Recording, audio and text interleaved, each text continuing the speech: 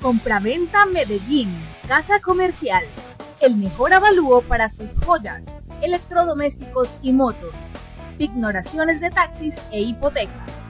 Compraventa Medellín número 1, calle 16, número 3108, teléfono 261-6587. Compraventa Medellín número 2, carrera Cuarta Estadio, número 3028, teléfono 265-0458. Ibagué, Tolima, 18 años de experiencia. La más amplia gama de accesorios, repuestos y bicicletas la encontrarás en Ciclo Holguín.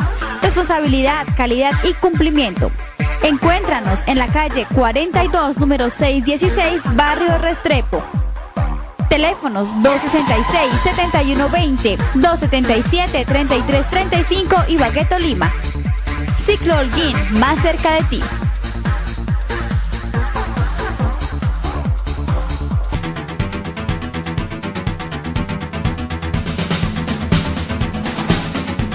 El siguiente programa no contiene escenas de sexo ni violencia. Para los menores se recomienda la compañía de padres o adultos responsables.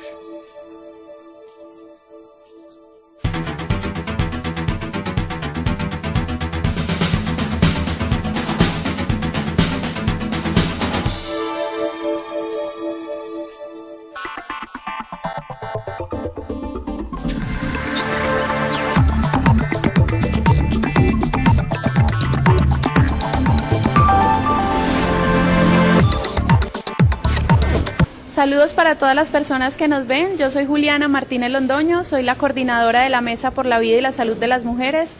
Somos un colectivo que está integrado por organizaciones y personas y que trabajamos en torno a los derechos sexuales y reproductivos de las mujeres, especialmente la interrupción voluntaria del embarazo. Y hoy, 22 de noviembre del 2017, estuvimos aquí en el Tolima presentando los resultados para la región central de la primera encuesta de percepciones sobre interrupción voluntaria del embarazo. Es una iniciativa que realizamos desde la mesa con el apoyo técnico y metodológico de la firma encuestadora Cifras y Conceptos. Aquí en la región y en el Tolima particularmente estamos trabajando con el colectivo de mujeres del Tolima. Es una alianza que valoramos mucho porque va a arrojar como resultado un diagnóstico de la implementación de la sentencia C355 del 2006 aquí en la ciudad de Ibagué.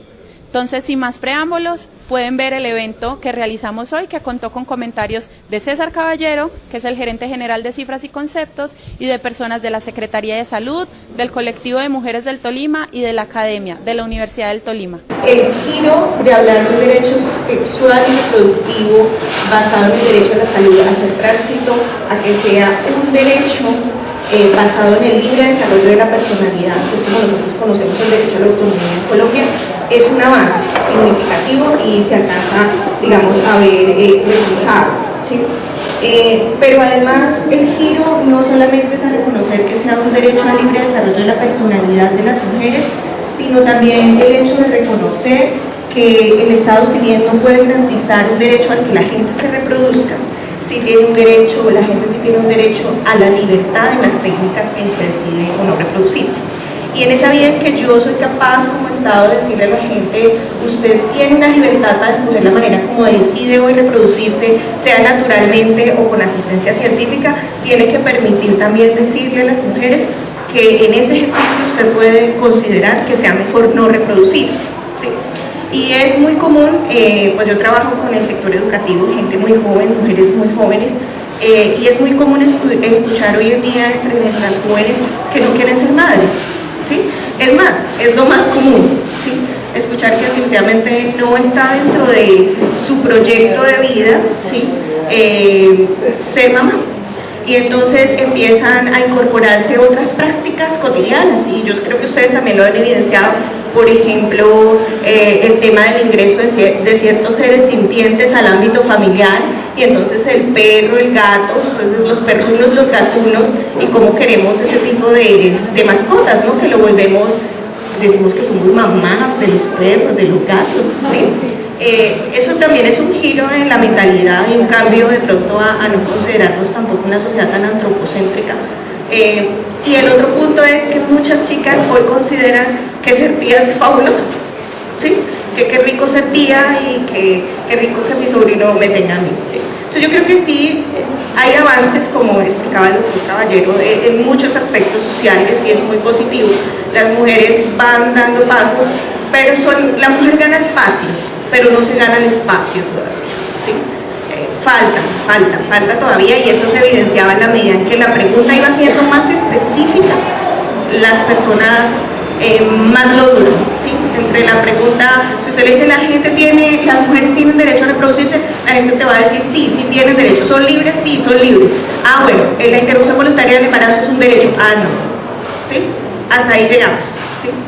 Entonces, es un avance, pero sin duda vamos de un tránsito de considerar de un derecho sexual y reproductivo enmarcado solo en la salud, ya no es un tema solo de salud, a un tema de un libre desarrollo de la personalidad, donde consideramos que la mujer es autónoma y es capaz de tomar decisiones, hasta llegar a un punto en que decir que no es propiamente un derecho, sino un derecho a la libertad de escoger lo que quiero hacer con mi vida, reproducirme o no reproducirme.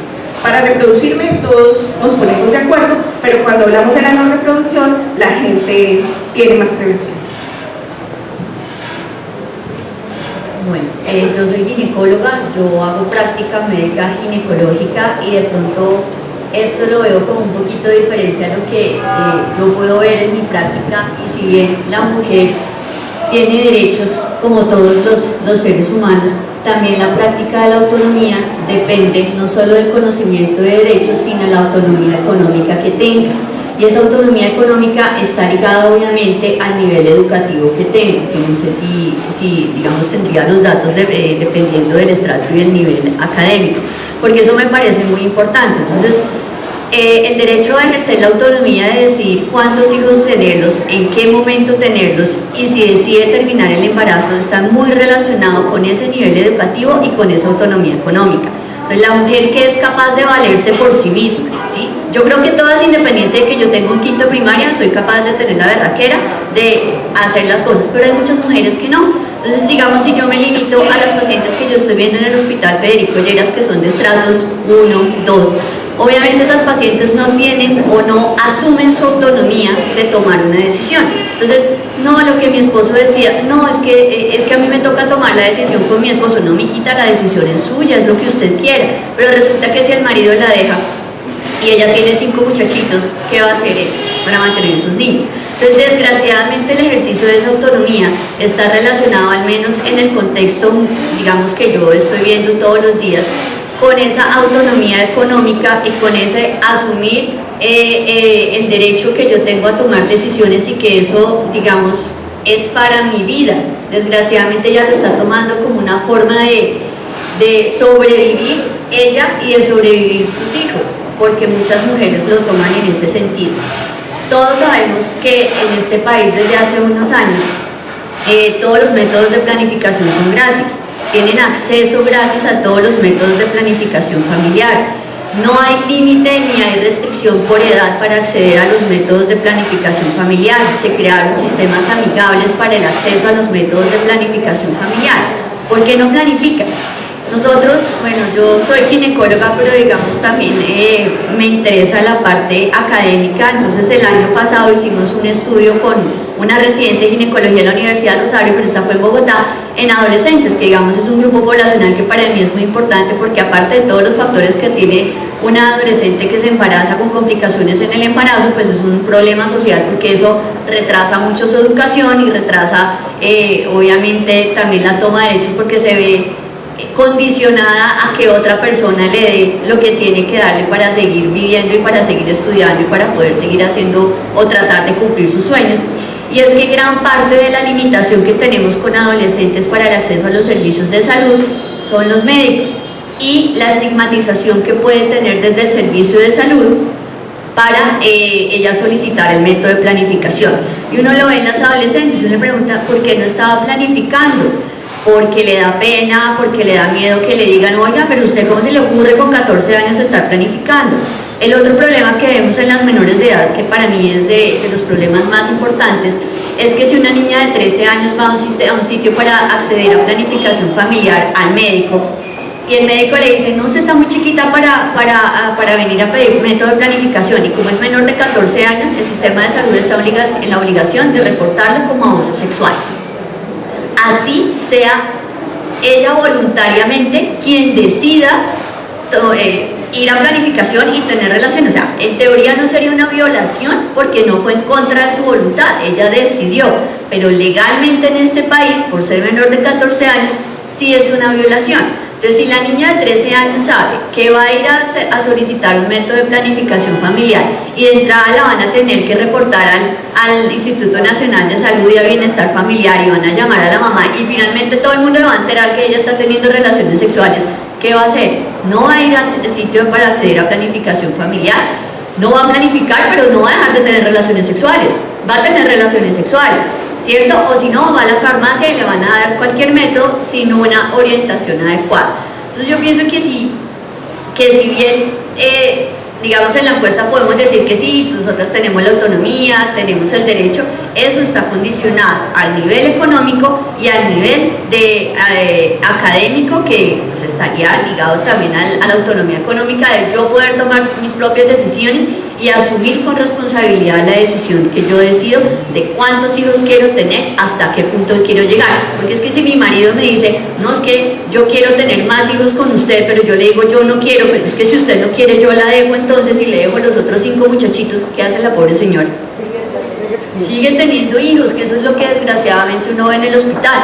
Y uno ve en el hospital a la señora con 6 hijos, mijita, usted se quiere operar, pues yo sí, pero es que mi marido no me deja. No, pero es que es su decisión, tranquila, nosotros no tenemos que tomar. No, es que si mi marido se entera me deja, ¿y yo qué hago, doctor? Pues finalmente en esa estamos, y esa es la realidad de lo que nosotros vemos todos los días. Yo quisiera llamar la atención como sobre 2 realidades, una la institucional y otra la cultural. Yo creo que en la medida en que se ha venido institucionalizando cada vez, se ha ido ganando terreno en materia legal y normativa en la defensa de los derechos de las mujeres, en la medida en que el Estado se ha comprometido por lo menos con el tema de emitir leyes que protejan esos derechos y que nos brinden herramientas a las mujeres para hacer la exigibilidad de derechos, en la opinión pública hay cada vez también una mayor aceptación de esos, en este caso, derechos sexuales y reproductivos de las mujeres. Pero creo que otra cosa sucede en el ámbito cultural, ideológico, que determina las relaciones que suceden al interior de las familias, al interior de las parejas, ¿sí? Así no sean, no convivan en una misma unidad familiar, en un mismo hogar. Entonces, y me parece que la encuesta muestra perfectamente eso, ¿sí?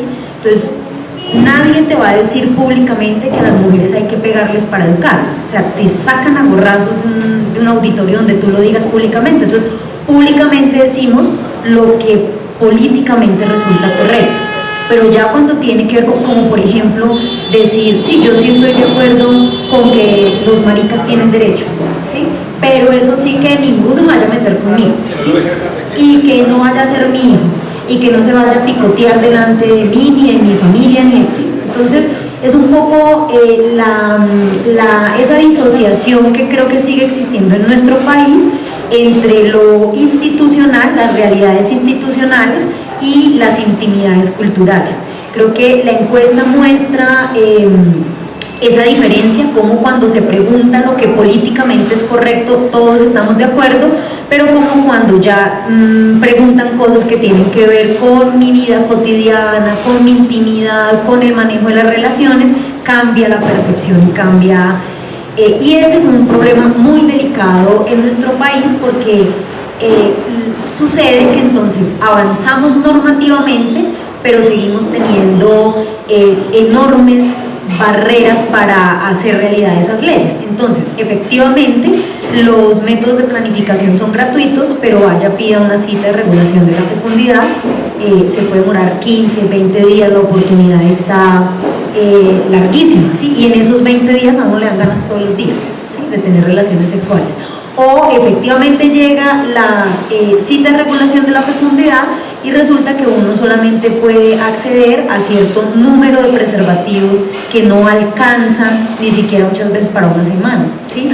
O por ejemplo, en un departamento como el nuestro, que tiene zonas de una accesibilidad tremendamente difícil, en donde todas las semanas se viene un derrumbe y la señora, para poder acceder a una cita de salud sexual y reproductiva, tiene que viajar 2-3 horas, ir en mula, caminar, ¿sí? Además pedirle permiso al esposo, buscar quien le cuide los hijos. Entonces todo ese tipo de cosas creo que hacen que tengamos dos realidades que son evidentes en esas primeras preguntas y que siguen haciendo tan difícil que las mujeres podamos ejercer plenamente el derecho, los derechos sexuales y reproductivos, y en general todos nuestros derechos. Y finalmente quisiera decir que como movimientos de mujeres, como organizaciones de mujeres, nosotras precisamente trabajamos en la segunda, fundamentalmente. Por supuesto hacemos sensibilidad con las herramientas legales que tenemos todo el tiempo, pues son las que tenemos para hacer, para avanzar en nuestras luchas, pero sobre todo trabajamos en ese segundo escenario, porque a pesar de que existen leyes, por ejemplo, que protegen a las mujeres de las violencias, que le permiten a las mujeres el derecho, o que normatizan, que institucionalizan el derecho a la interrupción voluntaria, son cientos las barreras que se presentan para ejercer ese tipo de derechos.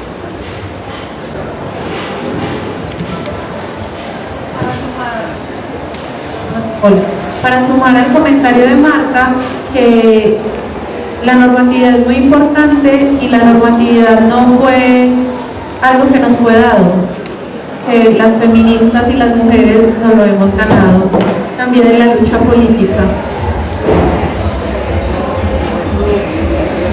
He escuchado con mucha atención las tres intervenciones y veo que hay un tema de los colombianos, es que le tenemos una enorme fe al derecho.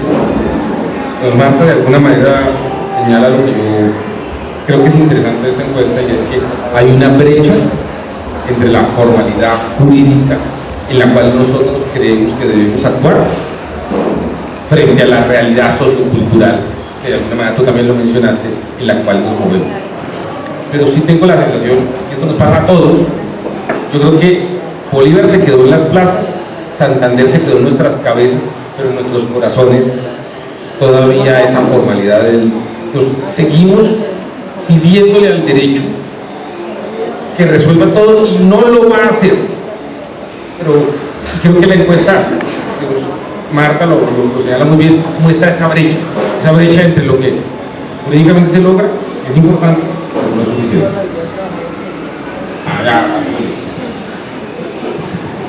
Ahora miremos ya en concreto sobre la interrupción voluntaria del embarazo.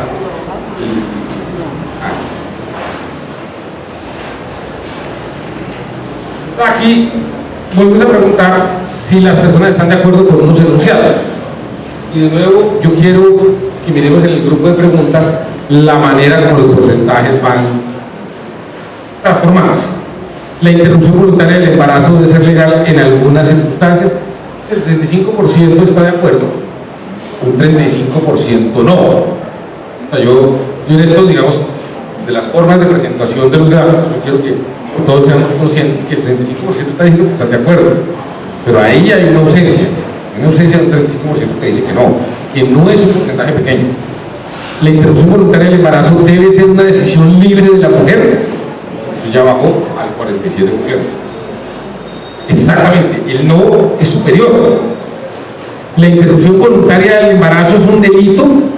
Aquí el sí, estamos, es 44%, o sea, digamos, el 66% estaría, digamos, en la escala que uno quisiera que no sea considerado un delito.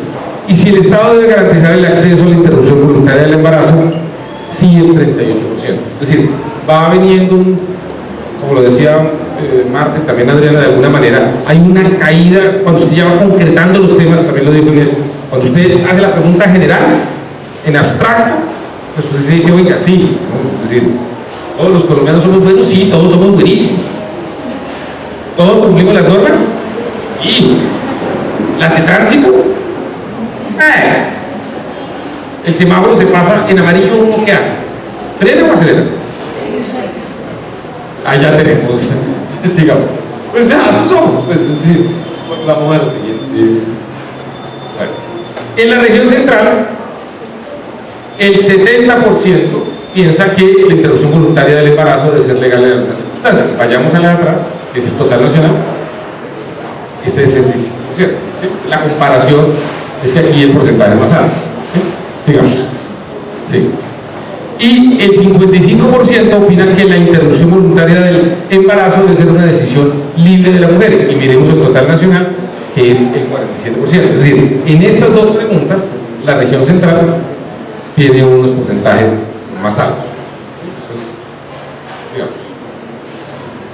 Y ahora, la percepción que tienen frente a las causales de despenalización, y aquí de nuevo volvemos en la escala de 1 a 6 agregadas en grupos de 2 para mirar el top 2 boxes. Entonces, si el feto presenta malformaciones incompatibles con la vida fuera del útero, o sea, la percepción frente a las causales, si está de acuerdo, 69%, pero miren, el naranja, de nuevo les pido que nos concentremos entre el azul y el naranja. ¿Sí? Si el feto presenta malformaciones incompatibles con la vida fuera del útero, está en acuerdo el 69 y en desacuerdo el 14. Si la vida de la mujer está en riesgo por la continuación del embarazo, 77, y aquí un 12, porque aquí sí pasa, es que como que no sabe, no responde, se sube al 20. Si la mujer quedó en embarazo debido a una violación, aún en ese caso, este 14 y 12 se sube al 19, y este 69 y 67 se baja al 64. Y si la salud mental de la mujer está en riesgo por continuar el embarazo, esto ya baja al 56, y este sube al 18, y aquí el, digamos, indeciso sube al 25. Entonces uno ve, digamos, ¿sí? Digamos, esta es una de esas complicaciones generales que nosotros estamos teniendo frente a los avances en el tema, que muestran la dificultad. Tenemos, tú colocaste varios ejemplos de personas que te toca atender, que en últimas empiezan a moverse en esa dicotomía. Sigamos.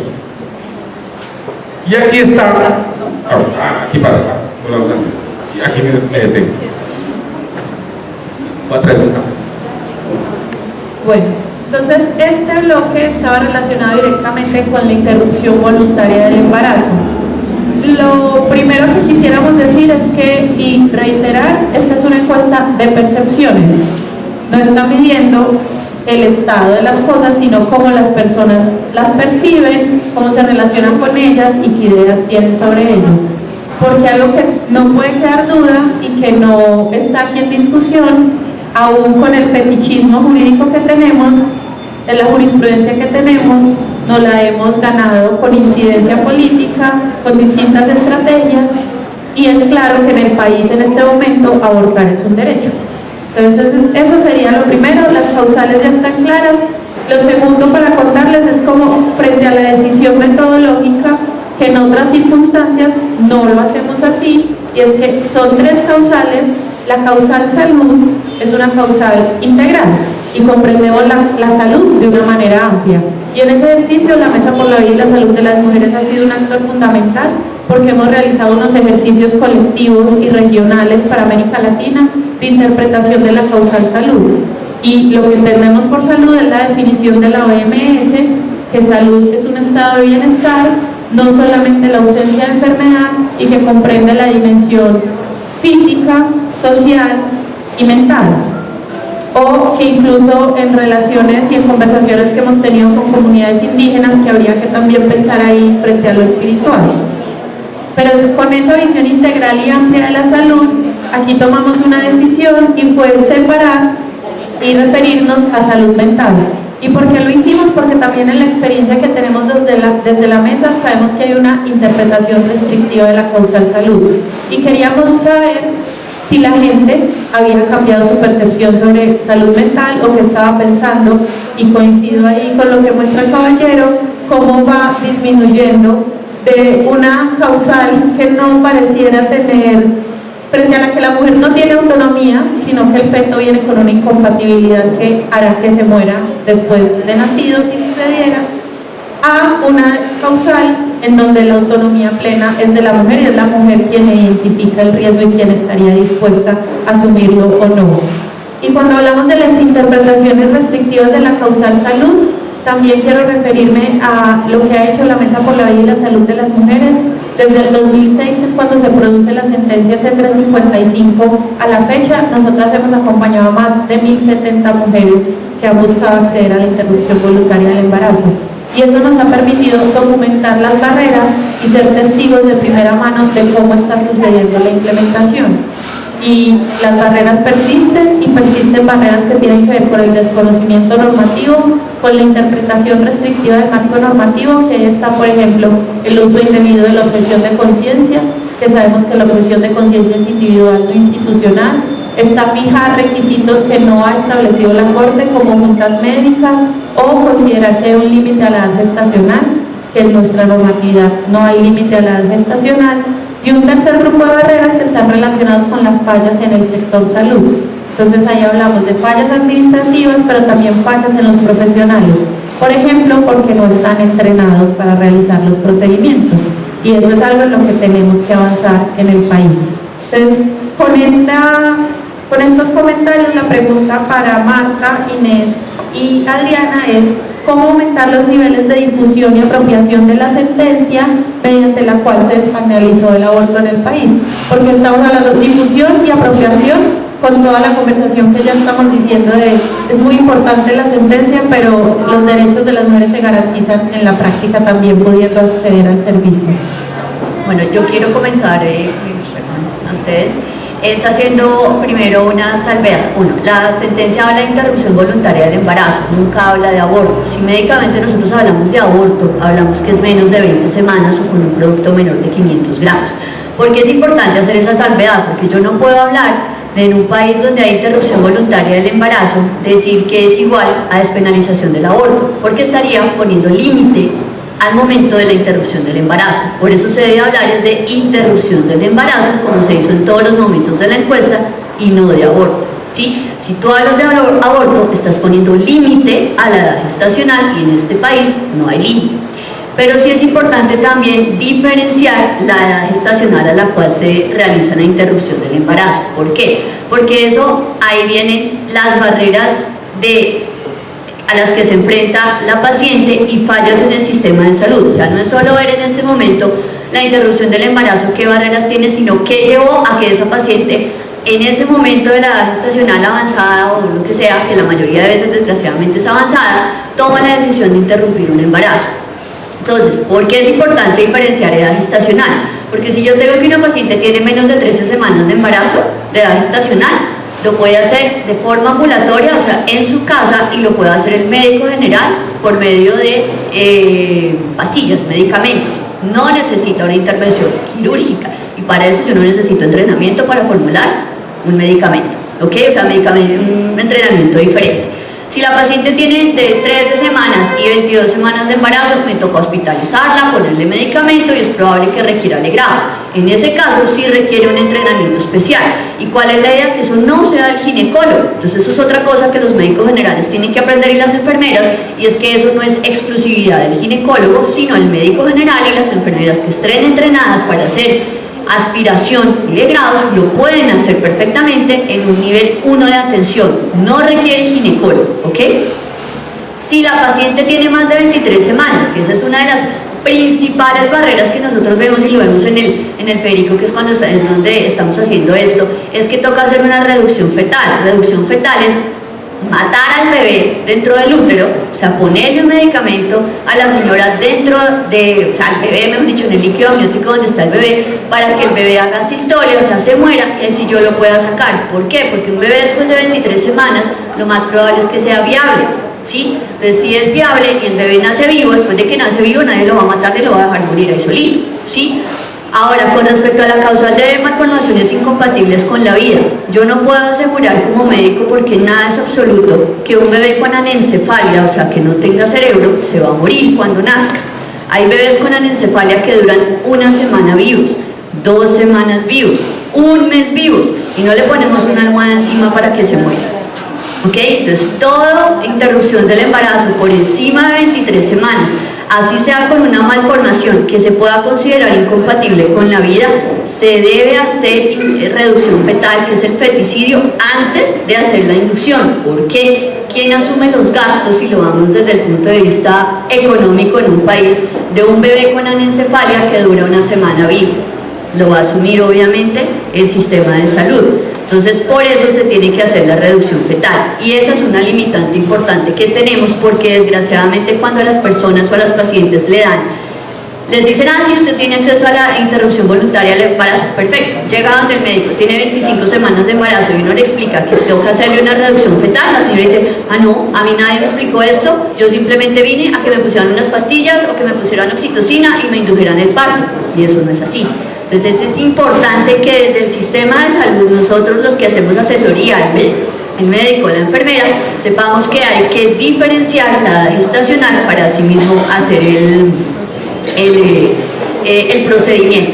Lo otro que yo veo con la encuesta es que, mire, cuando se refiere a derecho de la mujer, baja el porcentaje, o sea que el derecho de la mujer pasa a ser secundario sobre el derecho del feto, ¿sí? O sea, eso es una cosa totalmente loca cuando en los puntos anteriores estamos diciendo que la mujer tiene derecho a decidir cuántos hijos, a decidir en qué momento interrumpe el embarazo, pero cuando depende de la salud de la mujer, ya se baja el porcentaje y ya minimizamos la importancia que tiene la mujer y su salud. Y en medicina, para nosotros, prima la salud de la madre sobre el feto. O sea, el feto pasa a ser secundario cuando hay una patología materna, que es muy importante. Entonces, miren que para nosotros sí llegará a ser importante, cuando para la población o la sociedad de pronto ya no es tan importante. Lo otro, ahora sí con respecto a la pregunta, pero es que no me podía quedar callada con la primera parte, es que ¿qué se está haciendo para difundir por Política Nacional de Salud Sexual y Reproductiva a todas las pacientes que acceden al sistema de salud? Se les debe brindar información sobre, aparte de los métodos de planificación familiar, sobre su derecho a la interrupción voluntaria del embarazo. Tenemos muchas limitaciones, en especial en esta ciudad. Ustedes saben que en Ibagué tenemos carencia de centros médicos porque se han cerrado, porque sobre todo de obstetricia no tenemos dónde hacer atenciones, pero también sobre desconocimiento no solo de las leyes, sino de las normas y de los derechos que tienen las mujeres. El creer que toda interrupción del embarazo la tiene que hacer un ginecólogo, que toda interrupción del embarazo la tiene que hacer en un hospital de tercer nivel, eso es mentira. Y lo otro es que dentro del control prenatal, así uno no puede asumir que una paciente que inicie control prenatal esté deseando su embarazo, se debe informar sobre el derecho que ella tiene a la interrupción voluntaria del embarazo, y eso es algo que por ley se debe hacer. Ya dijeron, pues una cosa es la ley, otra cosa es la vida real, pero pues eso, digamos, es lo que estamos tratando de hacer. Y aparte de todo, con la Secretaría de Salud estamos haciendo, aparte de las capacitaciones que se hacen a los médicos generales, en este momento está un proyecto de la capacitación para hacer procedimientos a los médicos generales de interrupción del embarazo, o sea, la parte del aspirado cuando son mayores de 13 semanas. También se hace capacitación a la comunidad sobre interrupción voluntaria del embarazo, en lo que ellos deben saber, y es el acceso que deben tener, a dónde deben acudir, y en los centros de salud también, que si no tienen cómo, uno debe direccionar. Una cosa es que yo tenga objeción de conciencia y yo diga, yo no hago eso, ¿sí? Pero yo tengo la obligación de decirle a la paciente que ella tiene derecho y a dónde se debe dirigir. El problema con las EPS aquí es que ni siquiera las EPS saben a dónde tienen que direccionar a las pacientes, entonces a las pacientes las ponen a voltear para allí, para acá, para allá, para acá, y eso es un lío importante, pues, que se tiene que hacer desde digamos, la estructuración de todo el programa de interrupción voluntaria del embarazo, y también dependiendo de la edad gestacional, que sí es muy importante, porque vuelvo y les repito, si la señora me llega y no tiene ni idea que yo le voy a hacer una reducción fetal, pues la señora va a decir que yo estoy loca, que cómo se me ocurrió decirle eso, que si es que... Bueno, eso es una serie de consideraciones que ella debe saber, debe conocer, obviamente, antes de someterse a un proceso de interrupción voluntaria del embarazo, pero que a veces la EPS tampoco conoce, y ella es la que también pone a voltear a la ñera. Bueno, yo quisiera también hacer aquí dos precisiones. La primera, pues, es que en Colombia el aborto sigue siendo un delito, ¿sí? Que cuando hablamos de aborto estamos hablando de un delito y que cuando hablamos de interrupción voluntaria del embarazo estamos hablando de un derecho, ¿sí? Que desafortunadamente uno podría decir los derechos no deberían ser parciales y por eso a uno le parece un poco odioso a veces el tema de las indicaciones, ¿sí? Y esa es una de las dificultades de un sistema en el que solo tenemos un sistema indicativo de interrupción voluntaria del embarazo y no tenemos claridad sobre el plazo, ¿sí? Que es un tema que otros países, otras culturas han superado a través de sistemas mixtos, en donde se establece un sistema de plazo al comienzo para que durante las 12 o 13 semanas primeras del embarazo la mujer decida libremente si decide o no tener el bebé, y si es después de este periodo pues solamente procedería a un sistema indicativo. ¿Por qué quiero hacer la salvedad? Porque los casos extremos estremecen, ¿sí?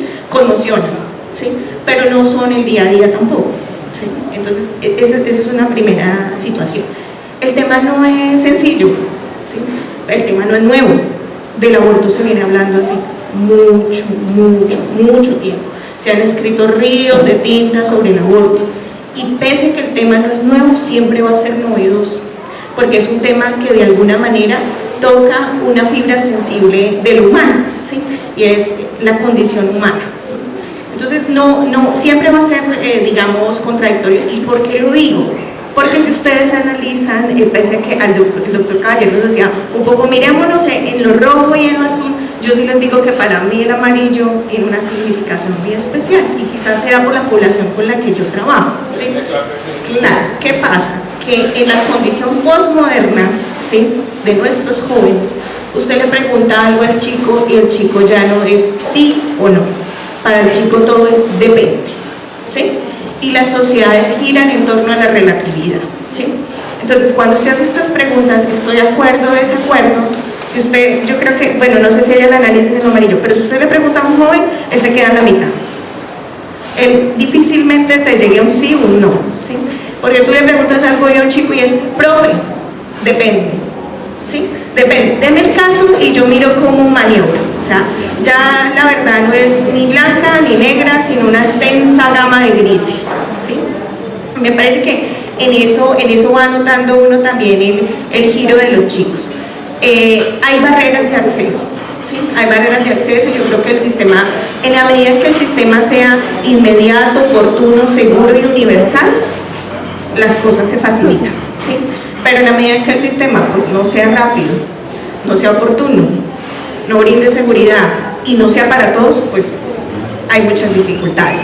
Ahora, en torno a la idea de qué hacer, digamos, para empoderar el tema de los derechos o cómo hacer para difundirlos más, yo creo que este es un tema que no se puede trabajar en colectivos muy grandes, ¿no? Sino que son temas que requieren un empoderamiento muy especial en el sector de la educación, en el sector de las instituciones educativas, con las secretarías de salud, con los gobiernos locales, con los operadores administrativos de los sistemas de salud, porque a veces las barreras están ahí en el acceso.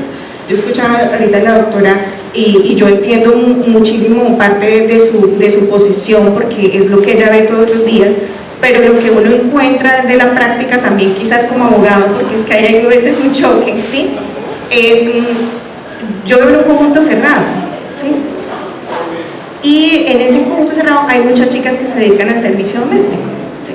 Entonces, yo tengo niños chiquitos y entonces uno termina de, ay, señora Inés, usted no le quedó tal cosita, la ropita que le hace un niño, y bueno, uno dice, sí, claro, llévatela, bueno, tal cosa. Pero al final terminan diciéndote, bueno, señora, yo no quisiera tener más hijos. Entonces uno dice, bueno, ve a tal lado, vienes al trámite, tal. Entonces cuando llegan, estoy hablando hace 2 años, no sé si eso haya cambiado en estos 2 años, ¿sí? Entonces cuando llegan te dicen, no, pero me pidieron llevar a mi esposo, ¿sí? Me pidieron llevar a mi esposo.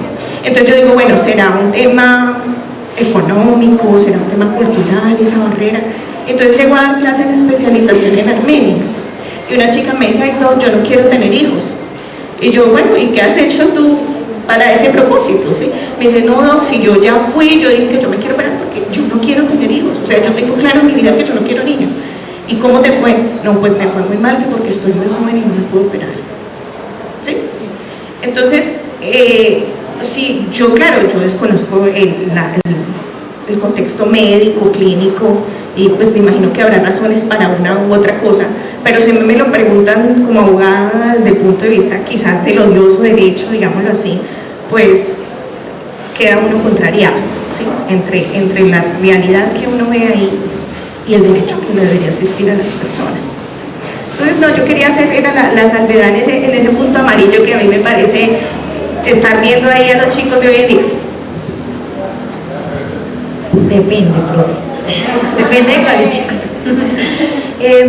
Yo voy a contestar la pregunta para poder plantear mi postura. Yo creo que lo que tenemos que hacer, especialmente por ejemplo desde nuestro papel, es seguir difundiendo, porque el Estado no lo ha hecho. O sea, todavía en una región como la nuestra, por ejemplo, que existe una sentencia que despenalizó el aborto en 3 situaciones particulares, sigue siendo desconocido. Yo creo que eso es un tema más semántico, ¿sabes? O sea, yo creo que hay muchos debates en el tema técnico. La mesa, que tiene amplísimo conocimiento y experiencia no solamente en Colombia sino a nivel internacional sobre ese debate, si es aborto o es interrupción voluntaria del embarazo, seguramente podrá profundizar en ese tema. Entonces yo creo que lo que hay que hacer es seguir exigiendo que el Estado cumpla su responsabilidad, pero como no lo está haciendo, también seguir haciéndolo desde los movimientos y desde los procesos, difundiendo la sentencia, educando en su implementación, en su apropiación, posicionando este tema en la agenda pública de los medios de comunicación, de las instituciones educativas, de los gobiernos locales, y seguir movilizándonos las mujeres por este tema. Entonces creo que eso hay que seguirlo haciendo. ¿Y por qué? Creo que hay que seguirlo haciendo porque como es tan desconocido, como hay tanto tabú y temor para asumir este tema, incluso entre las mujeres que han accedido a la interrupción voluntaria del embarazo o que se han practicado abortos de manera clandestina, hay un profundo temor a hablar de este tema, ¿sí? Profundo temor, porque genera obviamente impactos emocionales, psicológicos, pero hay un profundo temor a hablar de este tema. Entonces hay que hacerlo porque la mayoría de las mujeres no lo conocen, no conocen esta sentencia, porque muchas de las instituciones no la conocen o medianamente creen interpretarla, pero de manera restrictiva, y eso genera situaciones como las que la doctora nos ha mencionado, que muchos de los casos que llegan a las instituciones prestadoras de servicios de salud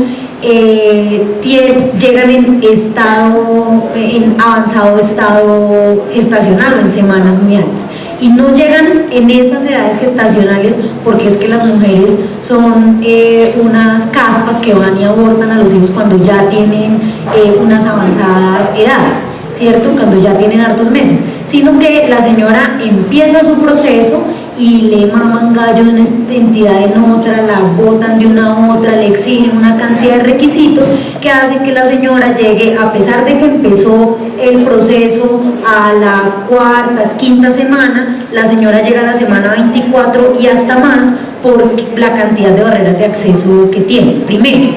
Segundo, cuando las mujeres acceden o entran en el proceso de solicitar la interrupción voluntaria del embarazo en el marco de la sentencia y en edades gestacionales muy altas, por lo general es por la causal malformación, ¿sí? Que se detecta en semanas muy avanzadas, más póngale usted que el médico le pida una segunda y que hasta que se le autoriza el sistema de salud, etcétera, entonces llegan en ese momento. Entonces creo que hablar de que, digamos que interpretar no solamente desde el tema económico y técnico del sistema de salud el tema, ¿cierto? Sino evitar un poco que para una mujer que ha deseado su hijo, que ha llevado adelante su embarazo y que en el quinto, sexto, séptimo mes le descubran una malformación, eso tiene un impacto tremendo en términos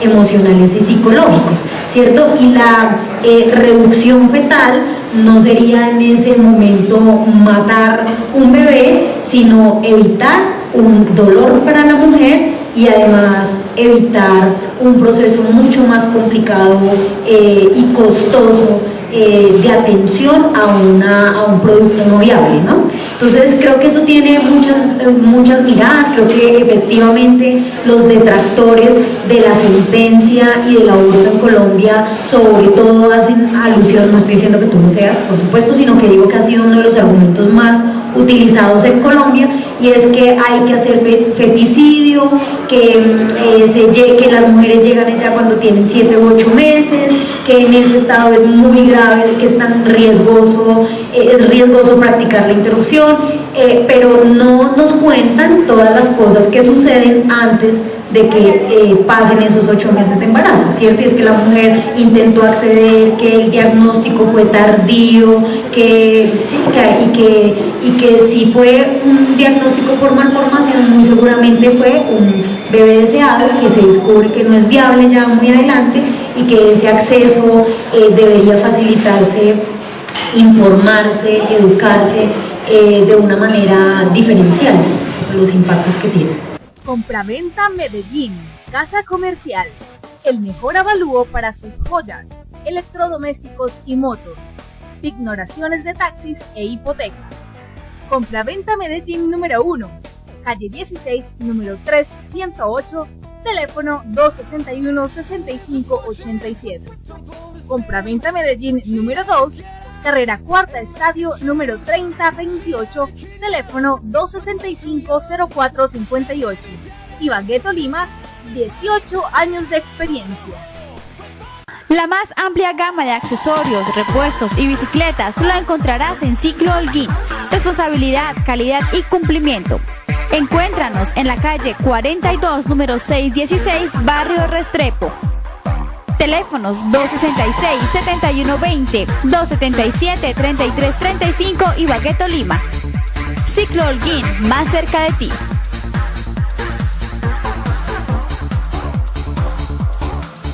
Yo tengo también que reaccionar a algunos de los comentarios que realizaron, y es mencionar algo que es muy importante, y es el tema de la coexistencia de causales. Aquí estamos hablando de la autonomía de las mujeres, entonces situaciones como la malformación fetal incompatible con la vida extrauterina y la violencia sexual, que puede tener implicaciones psicológicas o emocionales o frente al proyecto de vida de las mujeres, como lo estaba mencionando Marta, puede hacer que las mujeres apelen a la causal salud, que es la que implica menos requisitos para ello, y eso es importante tenerlo en cuenta, porque la Corte no ha puesto en ningún momento, la Corte Constitucional, el debate sobre la viabilidad fetal, y la viabilidad fetal varía según los países, las ciudades y la capacidad técnica de las instituciones prestadoras de servicios de salud. Entonces, la discusión no está sobre la viabilidad fetal, sino sobre el derecho de las mujeres. Yo entiendo que este es un procedimiento, como todos los de salud, o pues cuando me refiero a procedimiento, no estoy pensando solamente en lo que sucede a partir de la semana 15, porque en muchos lugares se realizan interrupciones usando misoprostol hasta la semana 15 o 16, sino estoy pensando en todo lo que implica para el sistema de salud. Son unos gastos que efectivamente son más baratos si los profesionales están entrenados y saben, pues, y me refiero a entrenamiento al procedimiento, pero también sobre el uso del medicamento. Pero también hay algo aquí para considerar, y es la carga social y la carga del cuidado que tienen las mujeres tradicionalmente, porque somos quienes hemos ejercido la maternidad. Entonces es importante la valoración sobre la carga económica en el sistema de salud, pero también la carga del cuidado, la carga social del cuidado, porque finalmente niñas son un asunto que debemos resolverlo socialmente. O sea, socialmente no es descargarle la responsabilidad a las madres de cuide usted como pueda, sino cómo vamos a permitir socialmente también pensarnos el balance entre familia y trabajo, tanto hombres como para mujeres. O sea, a los niños hay que educarlos, ¿quién se encarga de eso? Y eso debería movilizarnos como sociedad. Y me gustó mucho la expresión que usó la profesora Inés sobre los casos extremos. Los casos extremos estremecen, y precisamente los casos que llegan a las edades estacionales avanzadas son los casos que encuentran mayores barreras. Alrededor del 80% de las interrupciones voluntarias del embarazo se realizan en el primer trimestre. El resto se deben en buena medida a dilaciones injustificadas del sistema de salud. Y no creo, porque no banalizamos ni consideramos menor la decisión de interrumpir un embarazo, que las mujeres también pueden tomarse un tiempo para pensarlo. Y en casos como los que planteaba Marta, cuando de por medio sí había un deseo de tener un hijo y no fue un embarazo que se encontraron, como dice uno de nuestros médicos. Yo sé que César quiere también reaccionar. Yo quiero pedirle a toda la audiencia, yo estoy muy agradecido por lo que acaba de pasar y voy a asumir un riesgo. Yo podría pasar a la siguiente sección en los temas técnicos y no abordar esto, pero hay cosas que en mi condición de hombre, que yo les diga, probablemente no asumo un riesgo distinto al que asumirían ustedes si lo dicen. Quiero enfatizar la palabra riesgo. Es decir, lo que acabo de escuchar, quiero interpretarles no por lo que dijeron, sino por la lógica de la argumentación. En la lógica de la argumentación hay un primer tema, y es si nosotros las aspiraciones generales las vamos fraccionando, y al irlas fraccionando las vamos midiendo o no. Y desde la experiencia de un hombre que hace estadísticas, yo no puedo medir absolutamente el proceso mental de los seres humanos. Para poder avanzar en el conocimiento y en las discusiones, yo tengo que fraccionar. Y les voy a decir una cosa, yo quiero que recuerden lo que las tres dijeron. Las tres están diciendo hay que, del absoluto que tú señalas, que tú de alguna manera lo explicaste cuando dijiste, mire, optamos por el tema de salud mental y no salud. Si a nosotros nos dicen, miremos el tema de salud en general, pues se vuelve una cosa muy difícil de medir, pero tampoco podemos relativizar todo. Yo un poco lo que les quiero decir es que como método de pensamiento, yo aquí he asistido a una cosa que me pareció maravillosa, porque es decir, los absolutos probablemente nos llevan a unas afirmaciones que no nos permiten avanzar en la discusión, y los relativismos totales nos ponen en la misma situación. Hoy en día hay una propaganda del CNN muy bonita, donde aparece una manzana roja, o lo que yo creo que es una manzana roja. Dicen, esto es una manzana. Muchos le van a decir que no es una manzana, que es una banana, o que en el momento en que dejó de estar en el árbol, dejó de ser una manzana, y le argumentarán eso. Pero al final, sigue siendo una manzana.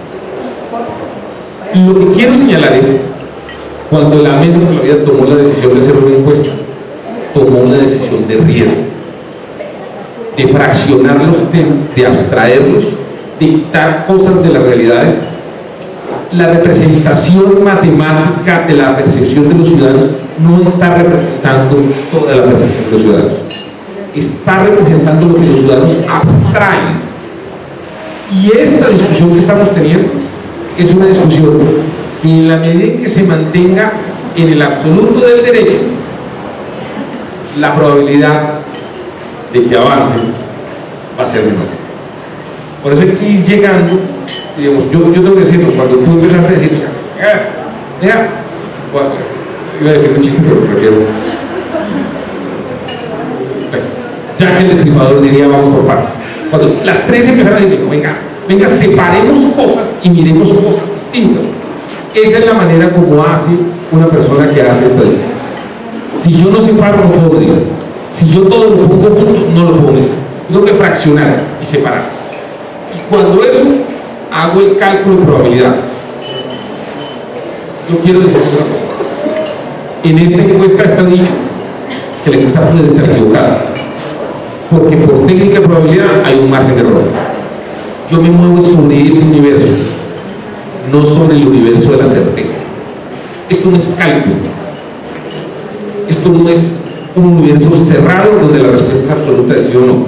Esto es una respuesta con riesgo. El riesgo que tenemos es sentarnos aquí a discutir estos temas. Entonces yo les quiero pedir, porque de verdad es que las estoy escuchando y estoy muy contento, pedirles un aplauso porque acaban de hacer una cosa muy bonita y la verdad yo comienzo con el aplauso.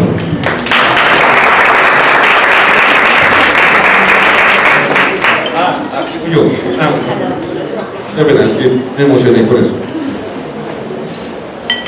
Para traducirlo, yo creo que las tres tienen su pequeño estadístico adentro. Bueno, no se han dado cuenta.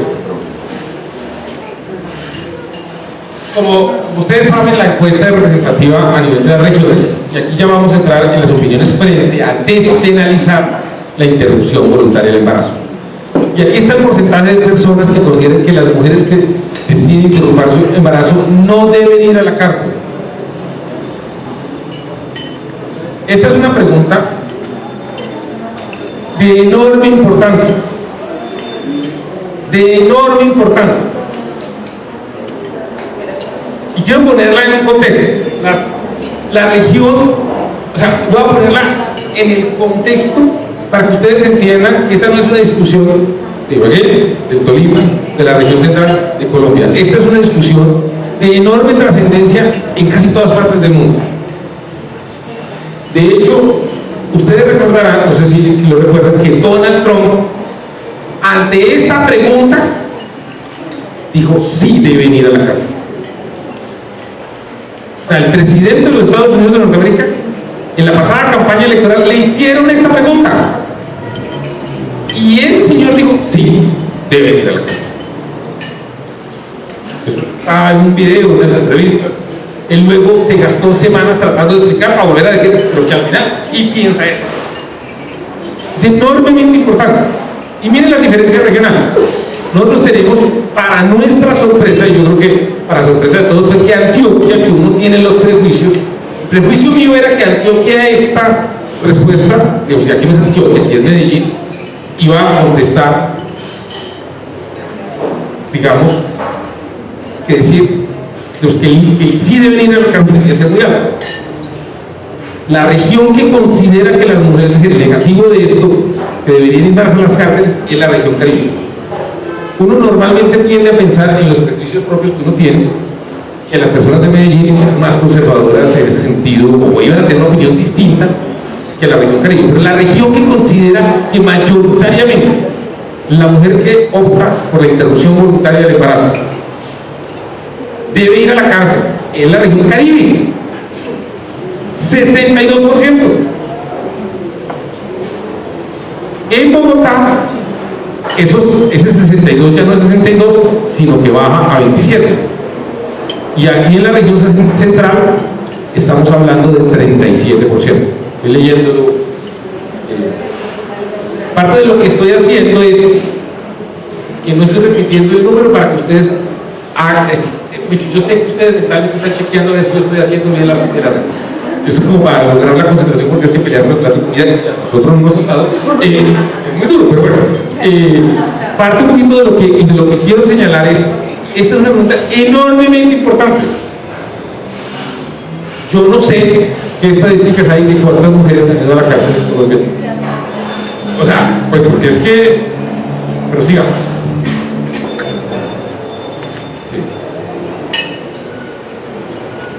Y 63% de la población encuestada en la región central afirma que las mujeres, estaba el dato allá, no deben ir a la cárcel. Digamos, este es el dato de la región central, estaba en el... Ya para. Bueno, yo aquí además estoy muy interesada por escuchar a Inés, porque ella planteó el corazón de esto, y es que tiene que ver con que la situación es de despenalización parcial.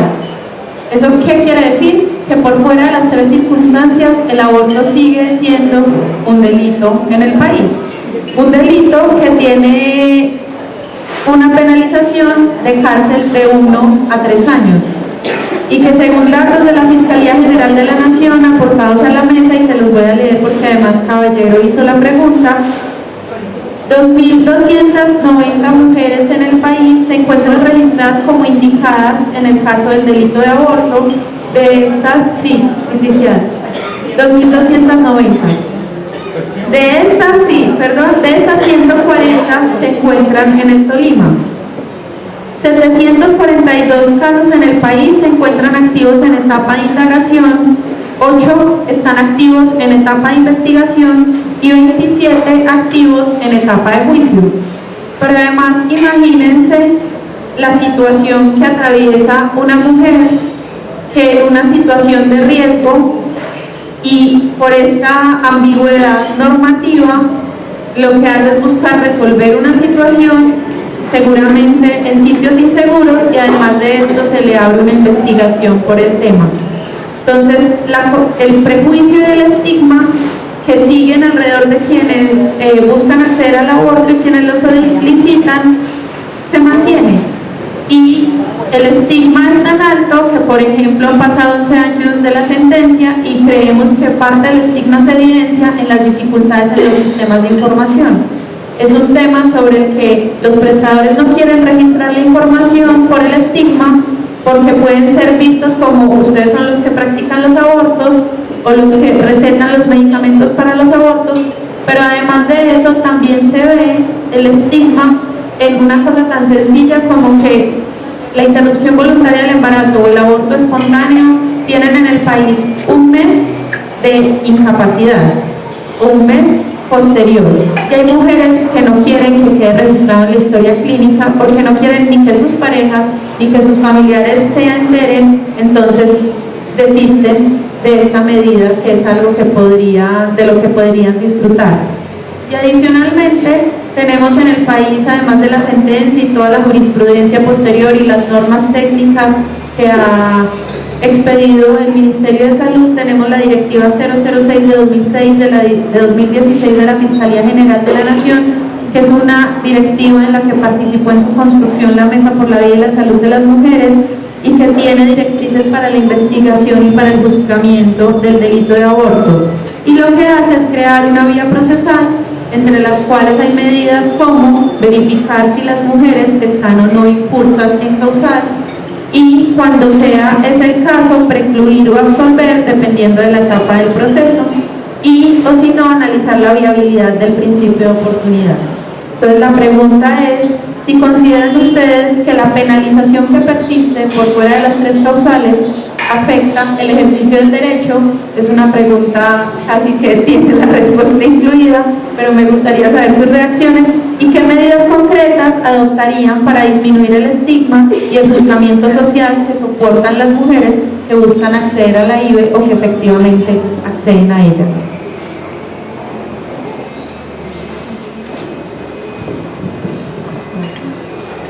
Aquí es muy importante poder establecer, digamos, dentro de la política criminal del Estado, qué es realmente lo que se quiere proteger, ¿sí? Si uno mirara por cómo está el delito dentro del código, uno podría decir es que lo que se quiere proteger es la vida, ¿sí? Entonces uno dice, ¿la vida de quién? Del nasciturus, ¿cierto? Bueno, y ahí viene un debate muy largo y muy grande, muy profundo, ¿sí? O lo otro es si se quiere proteger las mujeres de un aborto inseguro, ¿cierto? Que es eso.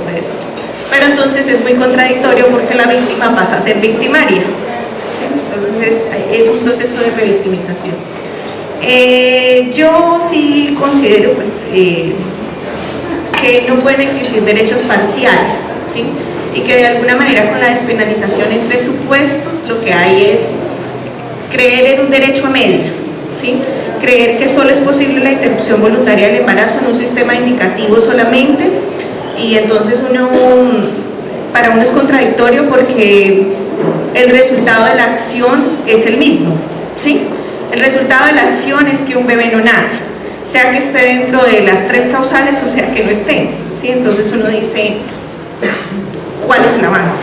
¿Sí? Entonces, digamos que es un derecho parcial y en ese sentido, ¿cuál es la diferencia en uno y otro caso? Pues que en uno se respetó el derecho a la decisión de la mujer, ¿sí? Y en los otros no. Entonces ahí es donde viene como la disyuntiva en decir uno y poder que seguir, por ejemplo, haciendo una distinción entre el aborto, que sigue siendo un delito, y la interrupción de voluntaria del embarazo, que es un nuevo nombre, ¿sí?, que uno le da para quitar el estigma del aborto. Usted no habla, es que estoy dentro de las causales de despenalización del aborto. Para usted es más fácil decir estoy dentro de la interrupción voluntaria del embarazo, porque tiene menos carga valorativa, ¿sí? No digo, es que voy a ir a abortar, no, la muerte, eso es como cuando alguien tiene un accidente de tránsito y atropella a alguien. Generalmente cuando usted va a la audiencia, la persona no dice, es que yo lo maté, no, es que él se atravesó y se murió, ¿sí? Porque no hay la idea de dolor en esa acción, ¿sí? De culpa en esa acción. Entonces, es un poco lo mismo, el resultado es el mismo, la acción es la misma, pero las consecuencias son distintas si está dentro de la indicación o no. Entonces, digamos que hay un paso, sí hay un paso, pero que el paso tiene que ser un poco más allá también. Bueno, yo considero que si una mujer toma la decisión de interrumpir un embarazo, si sea por fuera de la legalidad o dentro de una institución de salud, lo está haciendo por alguna condición que finalmente puede ser la afectación de su salud psicológica y realmente pues ahí no habría causal para denunciar ni nada de eso. Ahora, pues yo no soy abogada, yo soy médico, la paciente tiene derecho al secreto de la historia clínica y yo no puedo denunciarla o como médico de esa paciente hacer pública una historia clínica. Lo otro es que yo dentro de la historia clínica no puedo decir mentiras, no puedo decir que la señora fue porque llegó por un sangrado y resultó siendo una interrupción del embarazo, o sea, no, porque la historia clínica por obligatoriedad, por ley 23 de 1981, que es la ley de ética médica, es el registro de las condiciones de salud del paciente. Entonces, yo no puedo decir que es mentira. Decir mentiras dentro de la historia clínica sí es un delito. ¿Qué debo decir? Que la historia clínica es privada, que solo se conoce bajo ciertas condiciones que esas están establecidas en la ley y ya. ¿Sí? Si yo como médico voy y digo, esta señora abortó fuera de las causales o se puso un misoprostol y vaya a averiguar a ver quién, yo también estoy incurriendo en un delito, ¿sí? Porque estoy revelando el secreto profesional. Ya si una persona ajena dentro del acto médico va y hace esa denuncia, sí, pues eso es otra cosa. Pero digamos que esa paciente, si esa mujer la llevó a alguna circunstancia específica a tomar la decisión de interrumpir el embarazo sin acudir a un centro médico, puede ser secundario o uno lo puede asumir como dentro de lo que tú estás diciendo, de que llegan a averiguar, a investigar si está dentro de las causales y finalmente puede ser la salud mental. Lo otro es que nosotros no tenemos obligatoriedad de reporte al sistema de los casos de interrupción del embarazo. Por norma del Ministerio de Salud nosotros no hacemos certificados de defunción de las interrupciones del embarazo, pero ahí tenemos un inconveniente cuando la señora quiere enterrar el bebé, que es la mayoría de las veces. ¿Por qué? Porque sin certificado de defunción no lo entierran. Entonces, ¿qué hacemos? Y esa pregunta la hemos elevado en varias oportunidades desde Secretaría de Salud del Ministerio de Salud y hasta ahora no hemos obtenido respuesta. Entonces, ¿qué hacemos?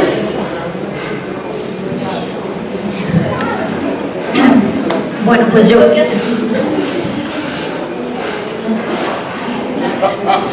Encontramos una fórmula, porque la ley puede ser, pero no se cumple. Yo creo que las mujeres cuando se practican abortos que no están en el marco de la sentencia, yo realmente creo que todos están en el marco de la sentencia, o sea, uno decide interrumpir un embarazo es porque no se sienten las condiciones mentales y físicas para hacerlo, y eso sería una afectación a la salud. Pero creo que las mujeres que les ha tocado hacer o practicar una interrupción clandestina o en el marco, no en el marco de la sentencia, pues no ejercen un derecho porque legalmente no existe o formalmente no existe, pero ejercen su autonomía, ¿cierto? Su derecho a decidir si quieren o no quieren tener hijos. Sin embargo, yo pues con eso quiero decir que obviamente estoy a favor de la despenalización total del aborto en Colombia, pero no solamente por la autonomía a la que tenemos derecho las mujeres, sino por cosas que son mucho más complejas en Colombia.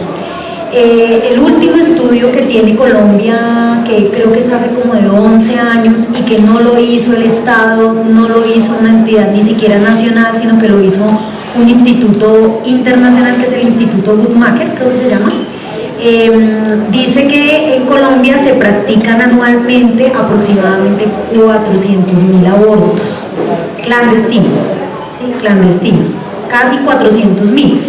Y ese mismo instituto hace un comparativo con países de Europa, otros países de América Latina, países de Estados Unidos, en donde el aborto es totalmente despenalizado, o sea, donde no es un delito. Y allí se demuestra, en ese estudio que hace el Instituto Guttmacher, se demuestra que en donde el aborto está despenalizado totalmente, hay menor número de abortos. ¿Sí? ¿Por qué? Porque se invierte más en educación sexual, porque no hay un tabú para hablar del tema, porque hay una inversión muy alta del Estado en que las mujeres puedan acceder a los métodos de planificación familiar. Es decir, se pierde la lógica de doble moral, de ocultar el tema, de evitar el tema tan incómodo, y se invierte, como debería ser, en procesos educativos, preventivos y de acceso a los métodos de planificación familiar. Entonces yo creo que si eso sucede en Colombia, Colombia va a poder avanzar, las mujeres vamos a poder avanzar en acceder a servicios de salud sexual y reproductiva integrales, en prevenir embarazos no deseados y sobre todo en educarnos para una sexualidad segura. Por eso estaría de acuerdo en la despenalización total del aborto y en que las mujeres podamos acceder a ese derecho en un marco de comprensión mucho más amplio, no moral, sino sobre todo ético de la sociedad y de este tema. Muchas gracias. Yo ahora tengo la responsabilidad de recoger los puntos centrales de la discusión y yo me voy a referir a 3 asuntos. El primero tiene que ver con la brecha entre el derecho y la realidad, y que es precisamente porque se hizo una encuesta de percepción, porque queríamos conocer cómo se estaba viendo, porque tenemos por otro lado que es la experiencia en el acompañamiento de casos, donde hay un poco también de claridad y de información sobre cómo está sucediendo en la práctica el acceso y el ejercicio del derecho a la interrupción voluntaria del embarazo. Y ese es el segundo punto, y tiene que ver con la persistencia de barreras. Adriana mencionaba, por ejemplo, la carencia de centros médicos que presten el servicio o que le den la información completa a las mujeres aquí en Ibagué, pero además las otras barreras de las que se refería Marta, que tienen que ver con la dilación, con hacer ir a las mujeres de un lugar a otro, terminar casi que mareándolas, y con el desconocimiento del marco normativo. Y el tercer punto, que me parece muy interesante y que es sobre el último bloque al que nos referimos, y es: yo me siento muy orgullosa de la sentencia, y es un hito y generó un cambio significativo, y es la sentencia más importante que tenemos en derechos sexuales y reproductivos, y cambió la forma como percibíamos el tema. Pero Inés se refería a lo que falta y a los pasos que faltan dar, y en esa medida, aunque es una gran conquista, sigue siendo un derecho a medias. Entonces cada vez es más importante revisar la política criminal, pero también avanzar hacia escenarios más garantistas de la autonomía de las mujeres. Entonces, con estos 3 puntos quiero dar por cerrado el espacio, darle las gracias a César, que es la primera vez que nos acompaña y que fue muy interesante escucharlo. Muchas gracias por acompañarnos hoy, pero también a Cifras y Conceptos, porque nos siguió la iniciativa y el entusiasmo que teníamos con esta propuesta de realizar una encuesta. Las gracias también a Inés, a Adriana y a Marta, porque muy juiciosas estudiaron la encuesta, porque quisieron compartirnos sus apreciaciones, al colectivo de mujeres del Tolima por la alianza que tenemos y porque seguimos trabajando en el tema aquí en la región, y a ustedes que nos acompañaron el día de hoy. César dice que se va a quedar por si ustedes tienen preguntas para hacerle. Nosotras también nos quedamos y pues ya saben que estamos en contacto. Ahí está la página web de la mesa. Muchísimas gracias y seguimos trabajando en este tema.